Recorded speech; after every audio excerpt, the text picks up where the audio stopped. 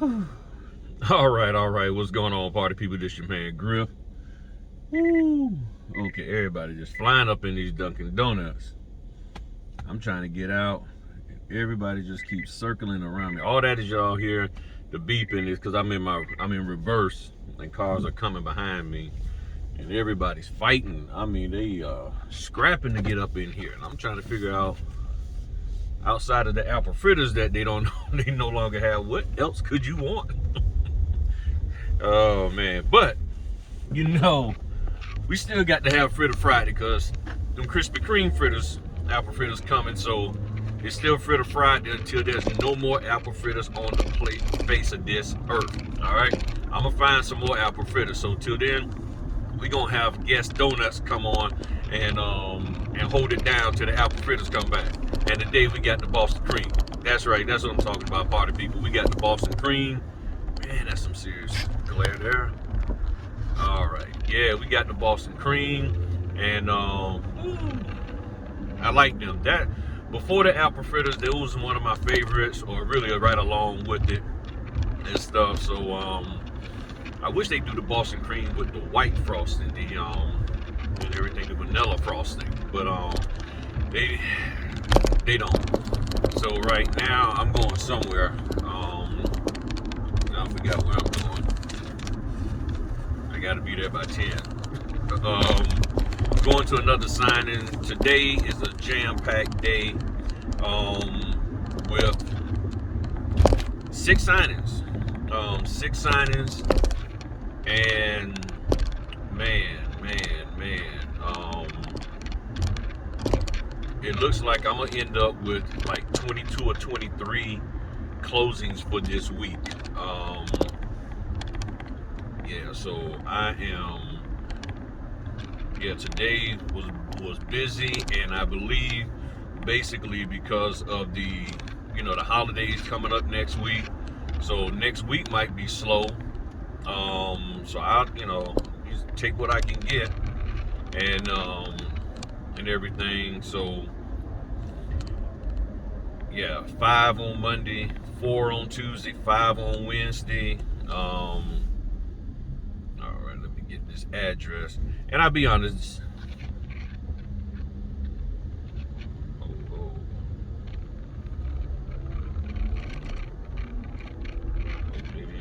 I downloaded all these. No, because it look like they put some more documents up there and everything, and I gotta double check that. These are all the ones I downloaded, so I ain't gonna worry about it. And I haven't gotten any notifications saying that I need to print any more documents. So all right, yeah, alrighty, okay, yeah, this is one of the benefits of having 2 phones. You can do your recordings on one and do your directions on the other and all that good stuff. So yeah, all right. But yeah, party people, man, yeah, this week has been like really wild. I had Ron closings, and I was talking to the members last night about this, about 1 something or midnight, before I went to bed. And this whole week, and really started last week, just been busy. So everything that I really personally wanted to do, I didn't get a chance to do. And so now it looks like Saturday I get to sit down, finish doing the prize stuff from last Friday. I had everything set, and the next thing I know, I'm getting phone calls. And phone calls to do quick runs. Then the runs cancel. So I get everything set up to do the run, then it cancels. Then what else? I'm trying to think. What else had happened? Okay, cool.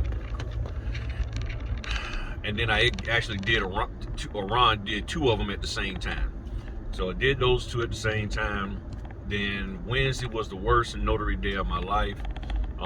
Every single face-to-face had issues. The Ron was done on Wednesday also. I made a small mistake and didn't scroll down enough to see one document that that it needed to be notarized at the bottom, that's where it's at. But they had it so jammed down in there that I missed it, so I had to redo that one. But the face-to-face ones went wild. The first one, they got me the documents, and well, actually, they got me the documents. No, they got me the documents early, on time. That was fine.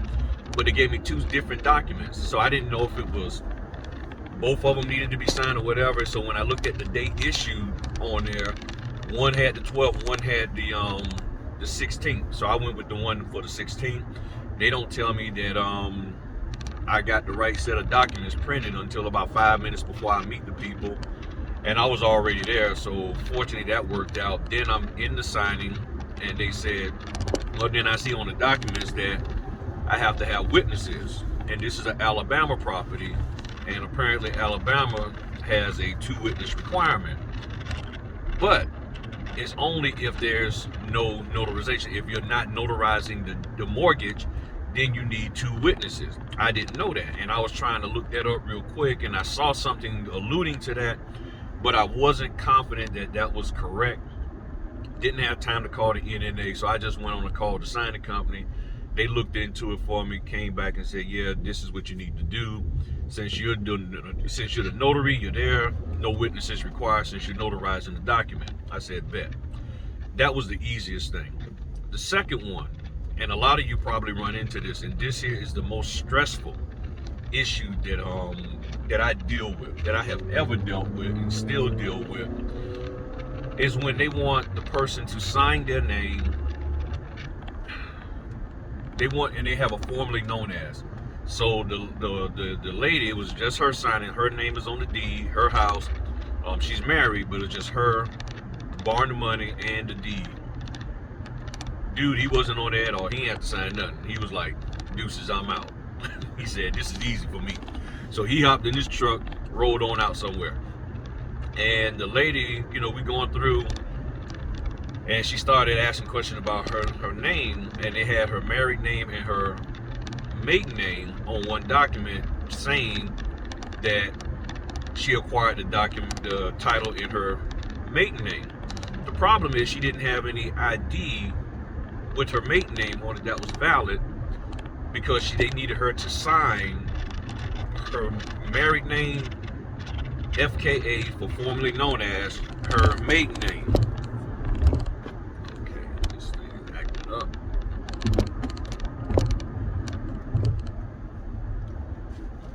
Put you there.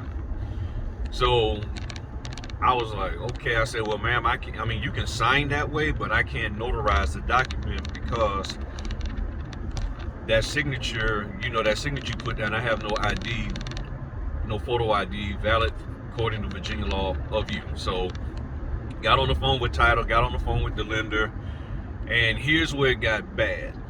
And just like I'm saying, it got bad. And this is, y'all conclude why it's like this.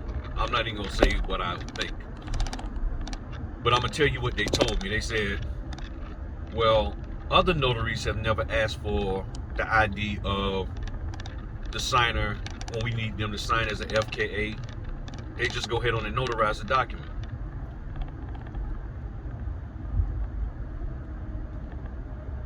I said, I understand, but there's a certain way things are supposed to be done, and that's the way this is supposed to be done. I'm supposed to notarize the signature. I'm notarizing the document because of the signature, verifying that signature goes with that person. She no longer goes by that. Well, all we need her to do is just sign her name, her current name, and FKA, her former name, acknowledging that this is that. And I'm like, okay, but then I said she can sign that way, but you want me to notarize her maiden name signature. So and they was going back and forth. So once they put me on, or they hung up with all of us, and with me and her, and went. So they did that, started talking, probably fussing. What's wrong with this notary? I don't know. But I hopped on the phone with the NNA. I already knew what the answer was because I've dealt with this with them before. I dealt with this before and talked to the NNA about it. And I'm trying to go slow and I'm trying to get behind this vehicle. Thank you, man. Go ahead on, you're around me. So I said, okay, let me call the NNA, put him on speaker in front of the client. Okay, now he wants to slam on his brakes in front of me. Oh man, I'm serious, y'all. He wouldn't pass me. Then once he gets past me, I get behind him, he slams on his brakes. So the NNA said, no, you have to, if you're going to be notarizing that signature of her maiden name that she's signing that way, you need valid ID. And they said you can't do it. Now, I'm putting this out there. If somebody knows something different, let me know. Let me know and show me proof. Don't just say, yeah, you can do that, man. No, I need proof. I need actual documented proof. So you can understand, for new notaries, let's say her name is Jane Smith. This is not her real name. Her name is nowhere near this. Jane Smith is her married name. But she bought the property as Jane Johnson. Okay? So they want her to sign Jane Smith, FKA, for formerly known as Jane Johnson. And then in the notarial statement, it's saying that I'm acknowledging that Jane Smith, FKA Jane Johnson, signed this document.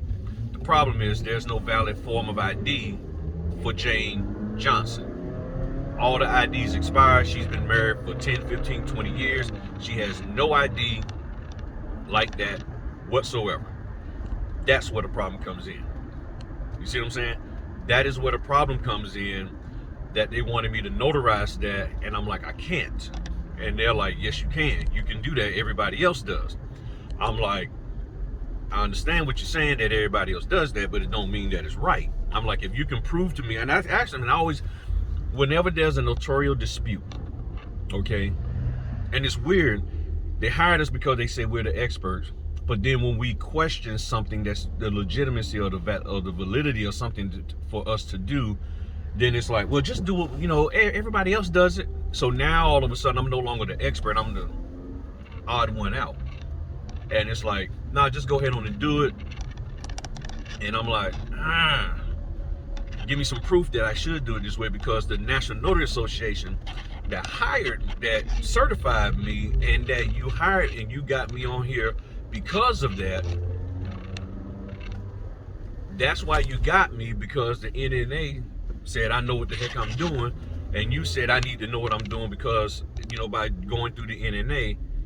So the NNA tells me I can't do that. That's illegal, but you're telling me to do that. And I'm like, okay, can somebody provide me some documented proof that it's okay for me to do this? That's all I'm asking. Instead of just telling me, take my word for it, just give me some documented proof, so that if this blows back, you know, we all covered. Okay? Again, as Bill Soroka teaches, the notary is the last line of defense against fraud. So if I'm here to prevent fraud, and that's what my purpose is per my state, then anybody asking me to do something that's outside of the scope of, okay, he turned, outside of the scope of you know, what my state says, then you got to give me some proof. I just can't take your word for it, because that's not going to hold up in a court of law. And a lot of times the folk, you know, they don't get that. And y'all hold on one second. I just got to drop these documents off the FedEx. I'm going to put you on pause. Oh, y'all caught me. I'm back, y'all. I'm back. Yeah, so FedEx taken care of. So I can tell they were very upset with me that I was taking a little time out to make sure I was getting this stuff done right. And legally. That's what we're supposed to do. So I talked to the signing company, And they confirmed, they was like, nah, oops, sorry about that, y'all. They say, nah, what you said is correct. You can't notarize that document of her signature if you don't have any valid ID. So they're gonna be pissed at me. They might not use me again, but I talked to the signing company. The signing company understood. They verified that what I told them was correct, and all of that. So that was that one. Then the last one, oh my goodness. And again, if anybody hops in the comment section trying to say what I did was wrong or this, that, and that, you better provide some daggone documented proof. Okay? I'm serious, because it don't make no sense. Now, I'm sharing this for an educational purpose, just so y'all know what happened, what went down. And I have documented proof that shows that, hey, talk to the NNA, and the state says you can't verify, notarize a document without proper identifying that person who's signing it. So I have all of that. So if there's a way of doing this, don't hop in the comment section just running off at the mouth or the fingertips and not even provide a shred of evidence of, well, I always do that. Okay, that's fine. You always do that. I don't care about you always doing it. I would care about you always doing it and doing it right. Okay? That's what you got to provide for people. So I know this is probably going to open up a can of worms. I know sometimes title companies and people watch the channel and they might get mad at me and say, we ain't going to use him. I get that. And I'm not. But again, if this blows up and somebody says, well, you notarized this person's signature, but you have nowhere in your logbook that you saw a valid ID of that person who signed this. Now what? You see what I'm saying? That's the conundrum that we're in. So the last signing face-to-face that I had Wednesday, man, that one was really messed up. It was more stressful for the client than for me. So I get there, and I see two people. I knew and the documents got to me late. I knew from looking at the documents, taking a quick glance at them, that it was two people supposed to be signing. I get there, I see two people, a young lady and a man. Well, actually, it was the guy. It was the lady and her son. So I'm getting ready to proceed. I'm handing them clipboards and all this, that, and the other. And then I started asking, are you so-and-so? She's like, yes. And then, are you so-and-so? He's like, no, that's not me. That's my father. And I'm like, okay, well, where is he? Oh, well, he's not here. He's in a different state. I'm like, they told me what state. I was like, oh, yeah, he can't be here. So then I said, well, they have him on these documents. Then they proceed to tell me, the young lady, the lady there, she says, well, he's not supposed to be. He's taking his name off the deed. And I was like, oh, okay, but they got him on here to correct the cancel and several other documents. It was like, nah, he signed a quitclaim deed to take his name off, and he's supposed to be off. So I called the title company people. They're like, well, yeah, he signed the deed. He's supposed to sign the deed. He already did that today. So somewhere, I believe in their notes, it just had, he signed the deed.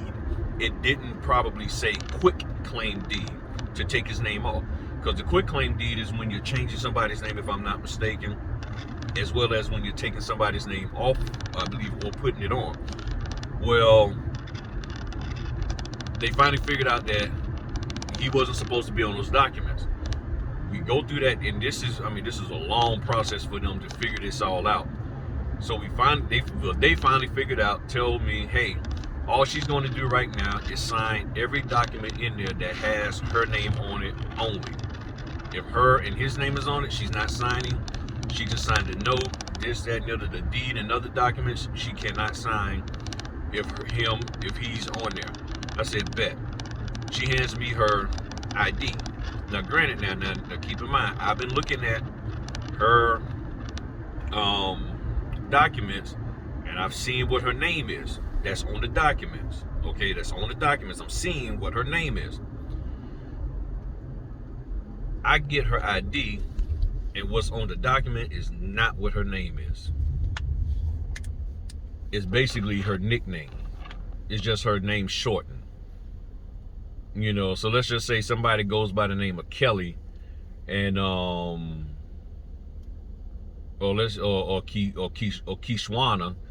I knew somebody named Kishwana, and then they just go by Key.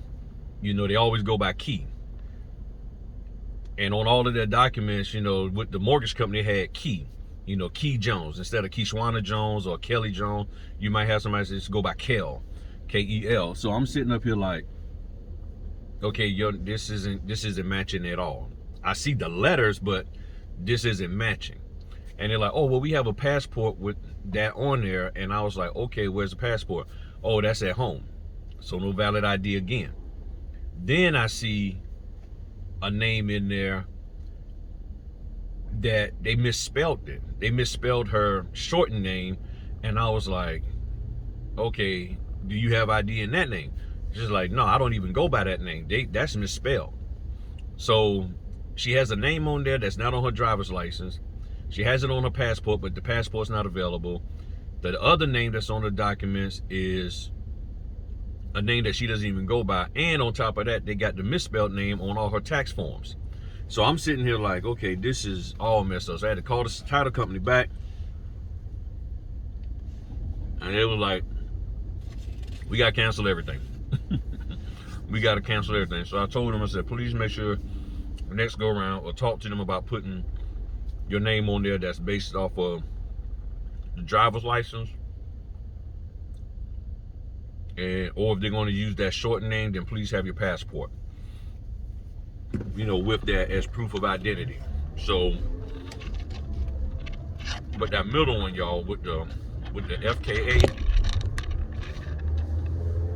that one is painful because you have notaries that'll just sit there and will just sign it. It's two completely different names. So this person is signing two completely different names, and you're notarizing and saying, okay, yeah, that is the person who appeared before me, but you only have valid ID for one of those names they signed. And I'm like, how in the world are you doing this? How do you justify this, people? This is not the way it's supposed to be. So, man, that's donut is good. It's good. So I was like, man, this is wild. So that was the most stressful day I ever had as a notary, because all three closings had face-to-face closings had something going down with them. And then as I did the short last night about the military base one, the reason why I had a feeling that I might not be able to get on, but the person had informed me that it shouldn't be a problem because, and she's only been in the military 6 months, that her family members had came on board, came onto the base the day before, and none of them are in the military. So she was like, well, I don't understand how they got on, and you couldn't. And then there's this thing where, the food delivery drivers, come to find out, the food delivery drivers can pay to have this special pass that will allow them access to the base for food delivery. I don't know how much it costs, and I don't know if it's just base specific, but I was like, I ain't doing all that. So she had to walk 1.5 miles to come get me at the front gate, take her back, we do the signing, then she had to escort me back up to the gate in my vehicle, then walk back 1.5 miles to her barracks and everything. So I informed the title company of what went down. I wasn't asking for more money or nothing like that. I was just making sure they understood what went down and everything. And I was going to do everything I could. If push came to shove, if they would have turned back around and like, well, no, we still can't let him on, then I was just going to be like, all right, we'll just have to sit here in the car, kick on the heated seats, and we'll do the signing in the car, and get her taken care of. And then she would have had to walk back 1.5 miles. So either way it goes, she was going to have to walk basically 3 miles to get this closing done. And that That's crazy, you know. However, she did tell me that she informed her representative or whoever she was talking to. She said, I told them that I'm on a military base. So it wasn't like they didn't know. That information didn't get passed down. And this is a company that I've done a lot of signings for. They just called me up out of the blue.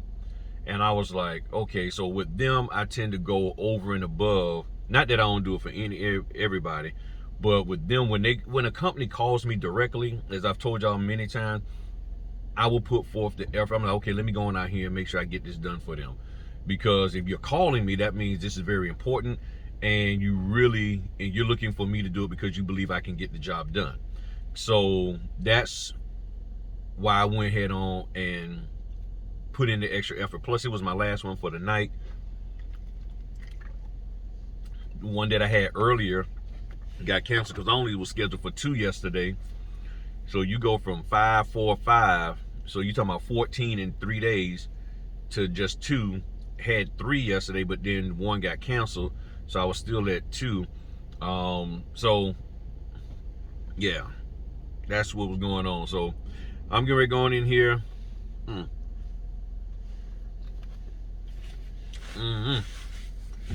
But donut.